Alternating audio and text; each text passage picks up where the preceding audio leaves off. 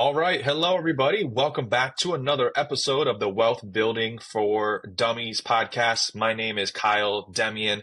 I'm joined here with Reggie Matthew, and today we're going to be talking about the top 6 books that you have to read if you want to master the game of money and personal finances and building wealth.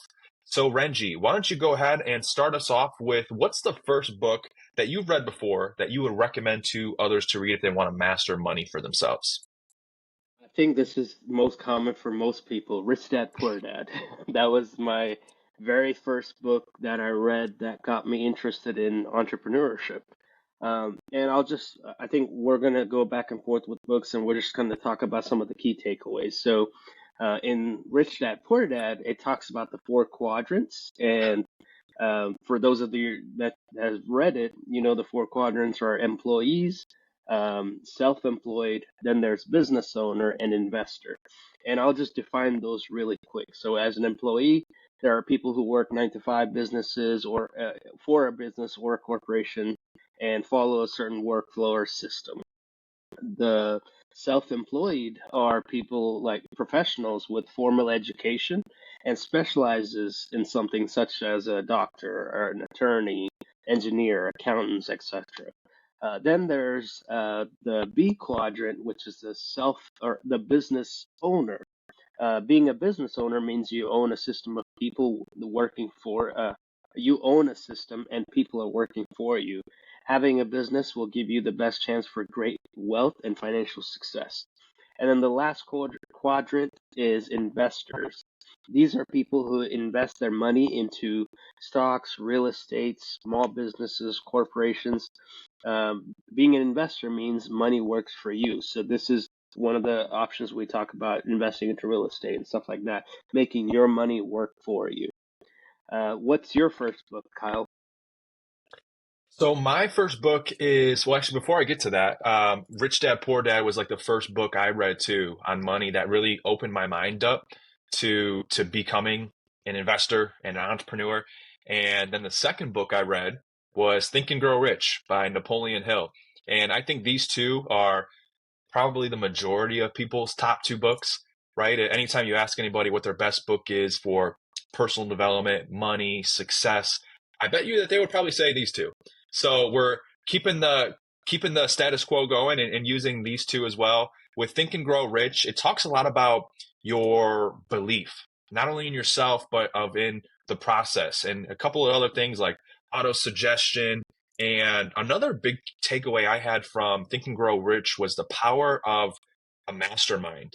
And what a mastermind is a group of collective people all having the same goals, the same aspirations, meeting and getting together on a ongoing basis and talking just about that, their goals, what they're doing, their strategies, their tactics, and bringing together a bunch of minds together to create one mastermind. That's where it got the name from. A bunch of people collaborating all on the same track to help you achieve your goals and to do it quicker and with the support of others. On top of that, just, the ability to believe that you can achieve anything and putting your mind to work as you go to work to help you achieve your goals. So that's my first book. Renji, what's your second book? Yeah, my second, and again, Think and Grow Rich is such a great book. It's also helped me with my mindset a lot. My second book I have on the list is Power of Zero. With Power of Zero, it teaches you about the different types of retirement plans, and the whole goal is to be in the 0% tax bracket. So that's what the book talks about Roth IRAs, LIRPs, all the different things that are out there, and how you can be in the 0% tax bracket just so you don't have to pay as much in taxes, and the legal ways to do that, and the tax codes and stuff like that. Uh, what about you, Kyle? What's your next book? My second book is The Magic of Thinking Big. And looking ahead to my third book too, it's funny. All 3 of the books I picked are about like your thoughts and your Mhm. psychology around money. And we've done a podcast about it before, like your beliefs in your thoughts around money, entrepreneurship, building wealth. they're so important and so vital and like what you're Mhm. actually going to be able to achieve. So it's funny that my three books, without even really thinking about it, are all about the thoughts and psychology. But my second book is The Magic of Thinking Big by David Schwartz. And this is a book that got me just to think a lot larger. You know, as we're growing up, a lot of the times we're told no a lot over the course of our lifetime when we're children, right? And we are almost, as we go through grade school, taught to lower our expectations out of life, lower our goals, be more realistic. But this book opened me up to thinking a lot larger, the magic of thinking big. And what he talks about is like the larger you think, the larger you make your goals, you actually take more action in it, and you start to believe that you can succeed, and that once you have that belief, it's crazy. You actually start to succeed. You start to achieve some of your smaller goals that builds momentum, and you get to a point where you start to achieve your larger and larger goals. But it's always thinking larger, thinking bigger, to keep pursuing, to keep you on a track where you're always pursuing something greater, and you're just never satisfied with where you're at. And the problem is we're thought to think small, as going through grade school, but this opened me up to think a lot larger and to believe that I could do it, and to put the belief in myself. So that's my second book. What about your third and last one, Renji? Yeah, that's a great book. You think about your growth and your wealth are inspired by your imagination, right? It can get as big as your imagination. So we do tend to think small.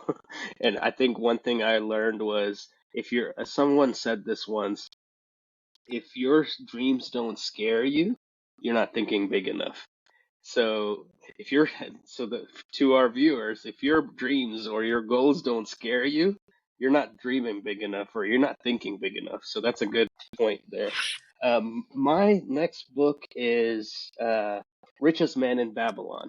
I love that book. It's short. It talks about there's the key takeaways out of that. There's seven key takeaways, and I'll just go through them real fast. One of them is savings. Having a safety net. Just having emergency funds and just build that up before you do anything else.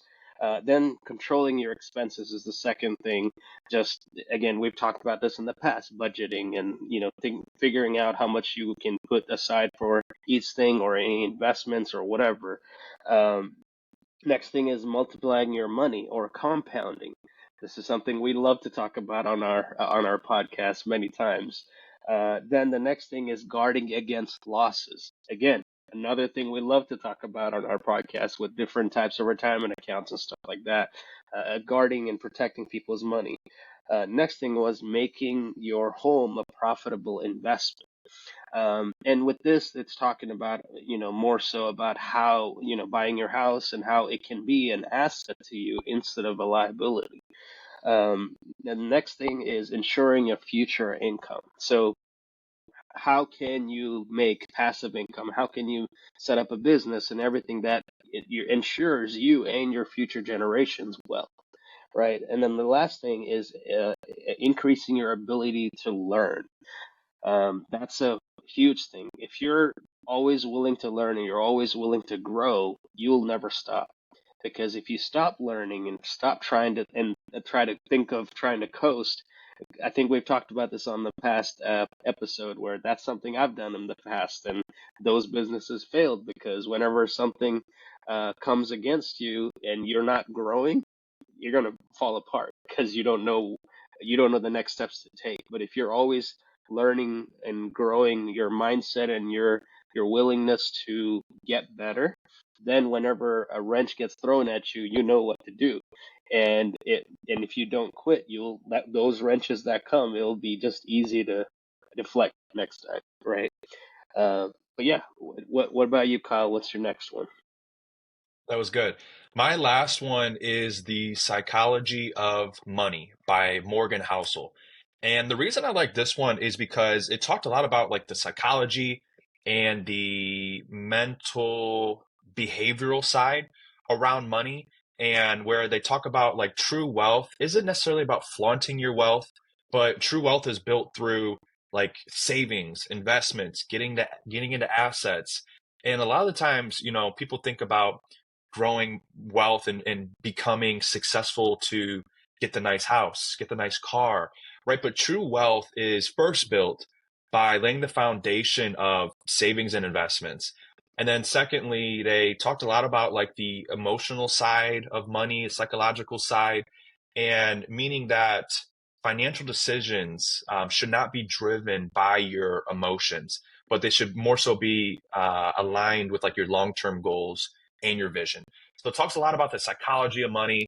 And once again, things that we're not taught about in school, things that we don't even realize, happen to us mentally, but getting our brain on the right track to be able to build wealth through staying focused on your long-term goals, not letting the shiny objects, get in your way, and just staying consistent and staying disciplined, which is why I liked that book. And so with that, we talked about our top three books, what we would recommend. If you guys have any of your top financial books, definitely leave those in the comments. And Renji, do you have anything else that you want to leave us with today, or any kind of summary or recap for us? Yeah, I was just thinking about when you were talking about the last book, how it's similar to a lot of the stuff in The Richest Man in Babylon. And not only that, in a lot of mindset books we read, there's a lot of similarities, right? And that just shows, hey, maybe we should listen to at least one of those, because they're all Yeah, about building wealth, and building wealth starts with your mindset. So that's what I want to leave people with. Get your mindset right. That way, building wealth will be easier to do if your mind is strong and you have that mindset build up. absolutely. So get your mind right, read these six books, watch our podcasts, and wealth will be inevitable, right? Awesome. Well, thank you guys for tuning in to another episode of the Wealth Building for Dummies podcast. My name is Kyle. This was Renji, and this was the top six books that we would recommend that you read if you want to start getting on the path to building wealth. Make sure you guys like, comment, and subscribe. Let us know below what books that you like about money, and let us know what you guys want us to cover. If you have any specific questions about money, building wealth, taxes, anything like that, we're here to help. We'll give our perspective on it. And, we want to engage with the community. So let us know what you guys think, and we'll see you on the next episode. Take care. Have a good one.